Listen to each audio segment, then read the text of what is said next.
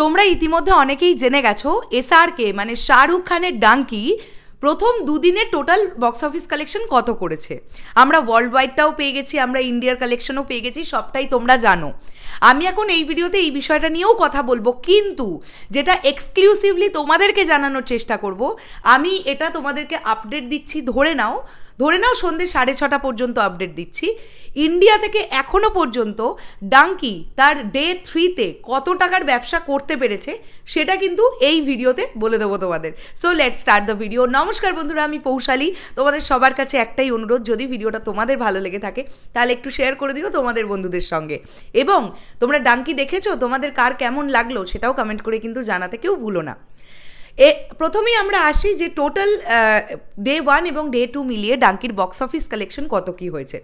আমরা এটা জেনে গেছিলাম যে ডে 1-এ Dunki total worldwide gross collection করতে পেরেছিল 58 কোটি টাকা, যেখানে আমরা দেখতে পেয়েছিলাম ইন্ডিয়া থেকে অলমোস্ট 30 কোটি টাকার কিন্তু নেট কালেকশন হয়েছিল কেবলমাত্র ইন্ডিয়া থেকে।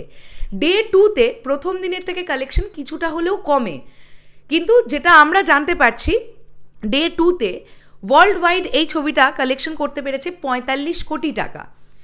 তাহলে টোটাল যেটা দাঁড়াচ্ছে 103 কোটি সামথিং কিন্তু এই ছবিটা দুদিনে আর্ন করে ফেলেছে ওয়ার্ল্ড ওয়াইড। আমি একটা জিনিস এখান থেকে বলতে চাই যে কখনোই কিন্তু জওয়ান এবং ডাঙ্কির বাজেটকে গোলালে চলবে না। জওয়ান অনেক বেশি বড় বাজেটের ফিল্ম ছিল রাদার দ্যান ডাঙ্কি কিন্তু এত বড় বাজেটের ফিল্ম নয়। আমি যতটুকু যা জানতে পারছি, এটা যেহেতু আমাকেও অনেকেই কোয়েশ্চেন করছো তাই আমি এটা বলছি, আমি যতটুকু জানতে পারছি 100 থেকে 120 কোটি টাকা কিন্তু বাজেট ডাঙ্কির, তার থেকে বেশি কিন্তু নয়। তাই যদি আমরা দেখতে পাই দুদিনেই এই ছবিটা 100 কোটি টাকা প্লাস বক্স অফিস কালেকশন করে ফেলেছে, তাহলে এই ছবিটা জাস্ট এরকম চুটকিতে ব্লকবাস্টার হয়ে যাবে, এটা নিয়ে কোনো দ্বিমতই থাকছে না, জাস্ট থাকছে না। এইবারে আমরা চলে আসি যেটা তোমাদেরকে এক্সক্লুসিভলি জানাবো এই ভিডিওতে, যে এখনও পর্যন্ত ডে 3-তে সন্ধ্যে 6:30 পর্যন্ত ডাঙ্কি মানে শুধুমাত্র ইন্ডিয়া থেকে কত টাকার ব্যবসা করতে পেরেছে। এখনও পর্যন্ত কিন্তু 11,55,00,000 টাকার বিজনেস অলরেডি হয়ে গেছে শুধুমাত্র ইন্ডিয়া থেকে ডাঙ্কির। ওভারসিজটা আমি পাইনি, তাই এখন তোমাদেরকে জানাতে পারছি না। যদি আমি পাই বা অবশ্যই তাহলে তোমাদেরকে জানাবো।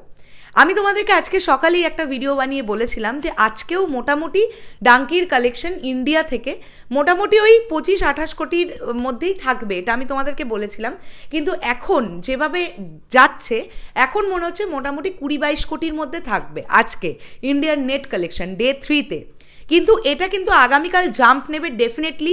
আগামীকাল হচ্ছে সানডে, তার পরের দিন 25 ডিসেম্বর।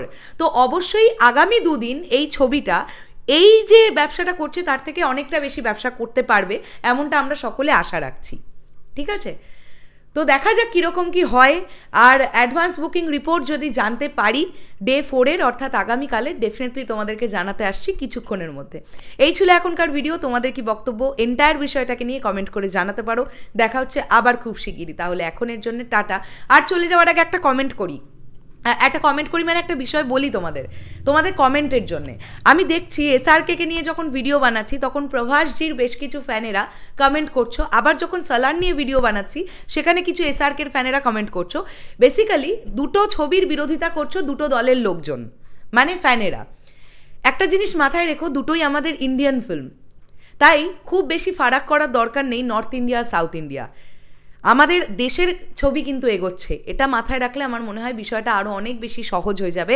আর ডাঙ্কির সঙ্গে কখনোই সালার তুলনাতেই আসবে না, কারণ সালার আউট অ্যান্ড আউট একটা অ্যাকশন প্যাকেজ, একটা প্রচণ্ড হার্ডকোর কমার্শিয়াল ফিল্ম। সেখানে ডাঙ্কির কিন্তু কন্টেন্ট ওয়াইজ ডাঙ্কি খানিকটা হলেও আলাদা। ডাঙ্কি কিন্তু জওয়ান নয়, ঠিক আছে? কাজেই তুলনাটাতে তোমরা কেউ এসো না। অবশ্যই বাজেটের দিক থেকেও বললাম ডাঙ্কি অনেক কম বাজেটের ফিল্ম, সালার অনেক বেশি বাজেটের ফিল্ম। সো চলে গেলাম, টাটা।